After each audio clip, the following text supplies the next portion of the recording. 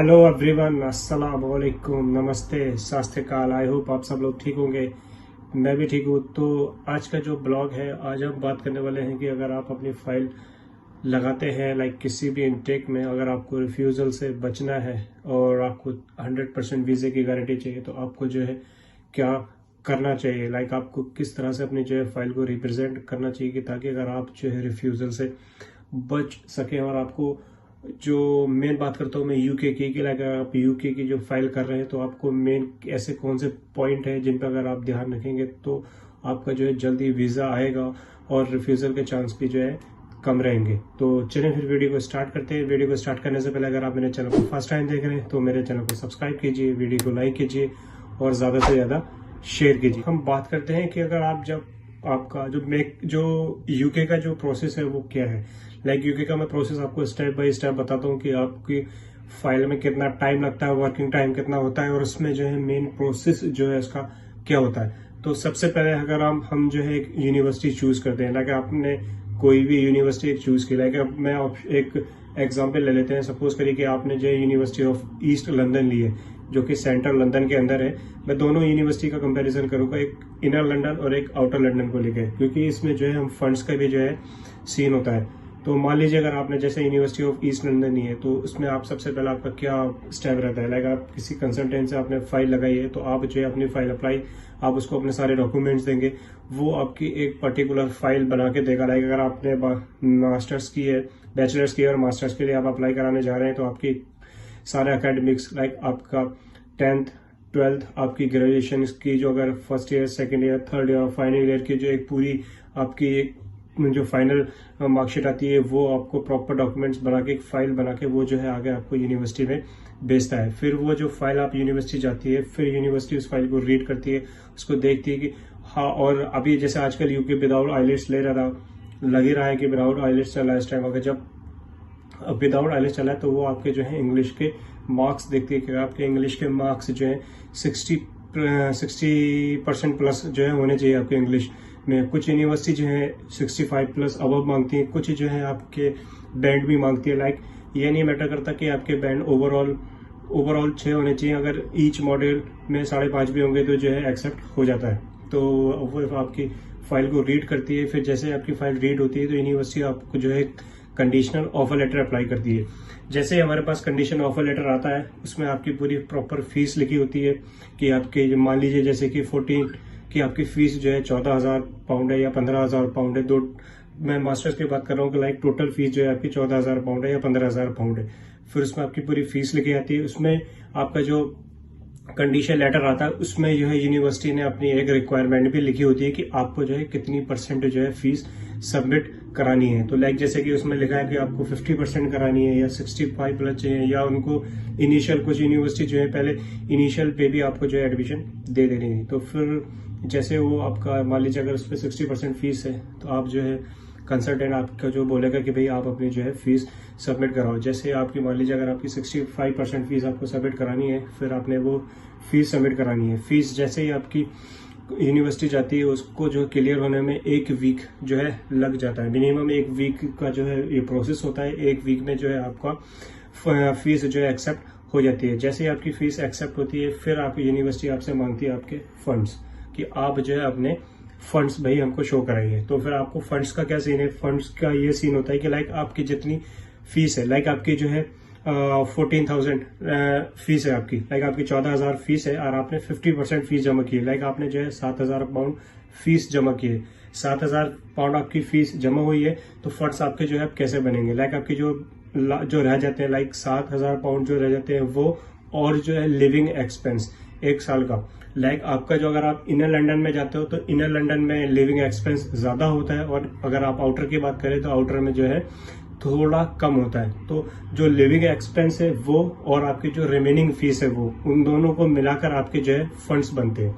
तो इस तरह से जो है आपके फंड्स बनाए जाते हैं। फिर आप अपने वो आपका फीस के हिसाब से रहता है कि आपकी कितनी फीस आपने सबमिट की है, कितनी आपकी रहती है। फिर आपके जो लिविंग एक्सपेंस मिला के आपके फंड शो होते हैं। फंड शो कराने के तरीके क्या हैं, या तो आप जो है अपने नाम पे, अपने मम्मी या पापा के नाम पे सेविंग अकाउंट में जो है दिखा सकते हैं, या फिर जो है आप FD RP करा सकते हैं। और आप जो है FDR प्लस सेविंग अकाउंट में भी दिखा सकते हैं। लाइक मान लीजिए अगर मुझे 20 लाख के फंड शो कराने हैं तो 20 लाख में से 10 लाख की मेरी FD गिरी हुई है मेरे नाम पे और 10 लाख जो है मेरे पापा की सेविंग अकाउंट में। तो आप इन दोनों की जो है स्टेटमेंट लगा सकते हैं, एक FDR भी लगा सकते हैं और एक जो है आप अपना बैंक स्टेटमेंट भी लगा सकते हैं। इससे मिलाकर आपके जो है फंड शो होते हैं। जैसे आपके फंड, आप अपना फंड्स जो है आगे यूनिवर्सिटी को देते हैं, फंड्स क्लियर होने तक आप जो है यूनिवर्सिटी से या आपके जो कंसल्टेंट है उससे बोलकर, सॉरी यूनिवर्सिटी से नहीं, आप अपने कंसल्टेंट से बोलकर अपना जो है मेडिकल बुक करा सकते हैं। यूके के लिए मेडिकल में जो है सिर्फ आपको TB सर्टिफिकेट चाहिए होता है। तो आप जो है अपना मेडिकल बुक कराएं। जैसे आप अपना मेडिकल करा के आ जाते हैं, आपके पास एक सर्टिफिकेट वो देते हैं, वो आपके पास आ जाता है। फिर वो आप जो है जैसे आपके फंड्स क्लियर होते हैं फिर आपका सर्टिफिकेट जाता है, आपकी जो फीस होती है वो और आपके फंड से जो है मिलाकर उस पर फिर आपका जो है कंसल्टेंट जो है वो आपकी कैश लेटर के लिए आपकी फाइल अप्लाई कराता है। तो जैसे ही आपकी कैश लेटर के लिए फाइल अप्लाई होती है तो विद इन 15 to 20 डेज, आजकल टाइम लग रहा है 1 महीना भी लग जा रहा है, लेकिन विद इन 15 to 20 डेज जो वर्किंग टाइम है कैश लेटर रिलीज करने का। कैश लेटर जो है आपको वो रिलीज होता है। कैश लेटर ही इंपॉर्टेंट है यूके के लिए वीजा अप्रूव कराने के लिए। तो जैसे ही फिर आपका कैश लेटर आता है फिर आपकी जो है एक प्रॉपर फाइल बनती है। लाइक आपका कैश लेटर, आपका TB का सर्टिफिकेट और आपके सारे डॉक्यूमेंट्स जो भी हैं, और प्लस आपने जो है बैंक स्टेटमेंट पे अगर FDR शो कराई है वो और बैंक की स्टेटमेंट, ये सारी चीजें एक मिला के आपको एक फाइल बनती है जो हम जाके एम्बेसी को लॉन्च करते हैं। तो फिर एक आपकी फाइल बनाई जाती है, आपको एक अपॉइंटमेंट लेनी पड़ती है। आपका जो जस्ट कंसल्टेंट से आपने फाइल लगाई है वो आपका अपॉइंटमेंट लेके देता है। फिर वो जो आपकी फाइल जो है एम्बेसी जाती है। आप एम्बेसी जाते हैं, वहां पर क्या सीन होता है, वहां पर जो है आपका बायोमेट्रिक होता है, आपकी इंश्योरेंस की फीस जमा होती है, वो आपकी एक दिन पहले ऑनलाइन भी आप जमा करा सकते हैं। तो आपका जो इंश्योरेंस लगभग 70,000 से 80,000 के बीच में जो है आपका इंश्योरेंस आता है। लाइक अगर आप मास्टर्स करना चाहते हैं तो 2 साल का, और बैचलर्स करना चाहते हैं तो वो जो है ज्यादा भी हो सकता है। तो फिर आपका जो है ऑनलाइन आपकी इंश्योरेंस की पेमेंट जमा हो जाती है। उसके बाद जो है आपको आपकी फाइल लॉन्च होती है। फिर जो है आप जैसे फाइल लॉन्च करके आते हैं तो पहले तो 3 ऑप्शन आते थे, एक सुपर प्रायोरिटी, एक प्रायोरिटी और एक जो नॉर्मल वीजा फाइलिंग होता था वो।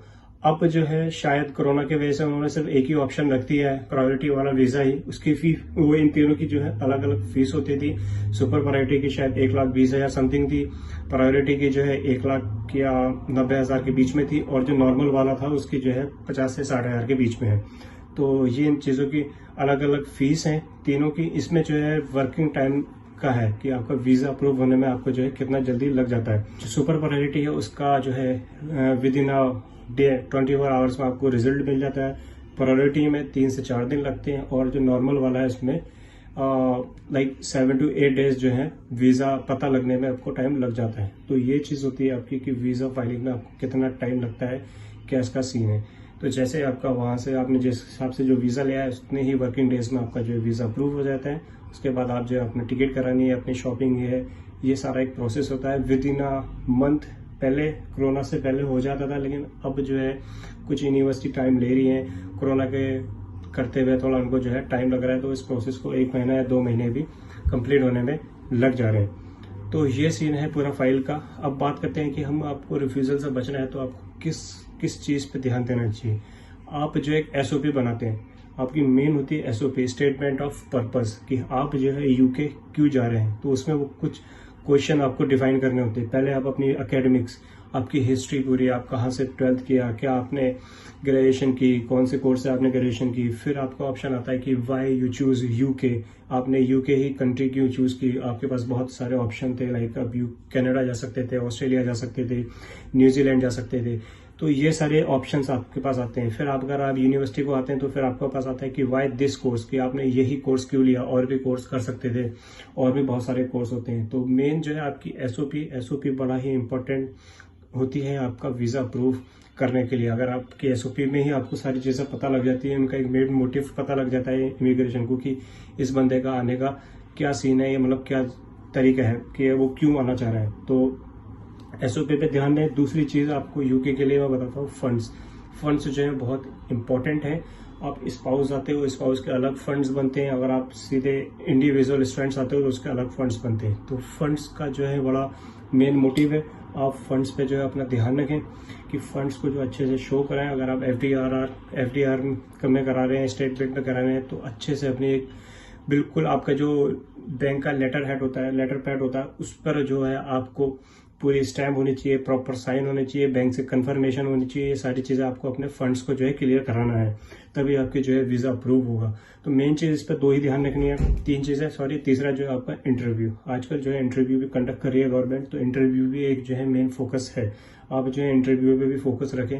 इमिग्रेशन जो है आपसे कभी भी इंटरव्यू ले सकती है और आपसे पूछ सकती है। पूछना क्या होता है, जो आप एसओपी में डिफाइन करते हैं वही आपसे जो है इंटरव्यू में पूछा जाता है।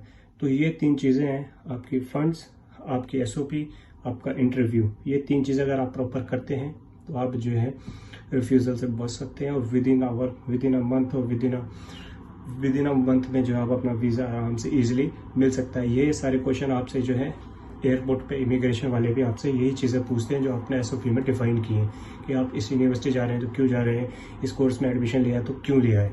तो ये चीज़ें आप अच्छे से रिपीट अपने से अच्छे से रिसर्च करके आए, पढ़ के आए अगर आप ये सारी चीज़ों का कर रहे हैं तो। और बाकी जो है कि अगर आपने जो है अगर इन चीज़ों पर ध्यान नहीं देंगे तो ये चीज़ें जो है आपको थोड़ी आगे जाके मुश्किल भी कर सकती हैं। तो इन 3 चीज़ों पर अगर आप ध्यान देते हैं, अच्छे से आपने डिफाइन करते हैं, तो 100% आपका वीज़ा आना है। यूके का वीज़ा सक्सेस रेट बहुत ही अच्छा है, इस टाइम तो बहुत ज़्यादा अच्छा चल रहा है, तो आपको और कहीं जाने की टेंशन लेने की ज़रूरत नहीं है अगर आपने ये चीज़ें प्रॉपर आपने डिफाइन की हैं। तो ये चीज़ों का ध्यान रखें, आप इजीली आपको वीज़ा मिलेगा, रिफ्यूजल से भी बचेंगे। और भी जो है इतना कोई टेंशन वाली चीज़ नहीं है, वीज़ा यूके का लेना इजीली मिल जाता है अगर आपकी फाइल जेन्युइन है तो इस ब्लॉग में बस मुझे इतना ही बताना था स्टेप बाय स्टेप, क्योंकि ये आपका प्रोसेस होता है, ऐसा 1 महीने का प्रोसेस होता है। इस महीने में 1 महीने में आपको जो है वीज़े का पता लग जाता है कि आपको मिलेगा नहीं मिलेगा। 100% वीज़ा मिलता है अगर आपकी फाइल, आपके फंड्स, आपकी एकेडमिक सारी चीज़ें ओरिजिनल है तो। बाकी यार गाइज, अगर आपको कोई भी प्रॉब्लम है तो आप मुझे इंस्टाग्राम पे फॉलो करो, आप मुझसे वहाँ पूछ सकते हो। आप किसी भी इनटेक में आ रहे हो, आपको रूम को लेकर, अकोमोडेशन को लेकर कोई प्रॉब्लम है, आप यहाँ आ जाते हो, जॉब को लेकर कोई प्रॉब्लम है, या फिर कोई आपको डॉक्यूमेंट नहीं पता कि हमने कैसे बनाना है, उन चीज़ को लेकर प्रॉब्लम है, तो आप मेरे से यहाँ पर आके मिलो। आप यहाँ पर आते तो आप मेरे से मिल भी सकते हो। आप मेरे को इंस्टाग्राम पे मैसेज करो, मैं आप जितनी हेल्प हो सकेगी उतनी हेल्प आपकी बिल्कुल करूँगा। तो बाकी इस ब्लॉग में इतना बताना था। अपना ध्यान रखें, टेक केयर, खुदा हाफिज़, मिलते हैं हम नेक्स्ट ब्लॉग में।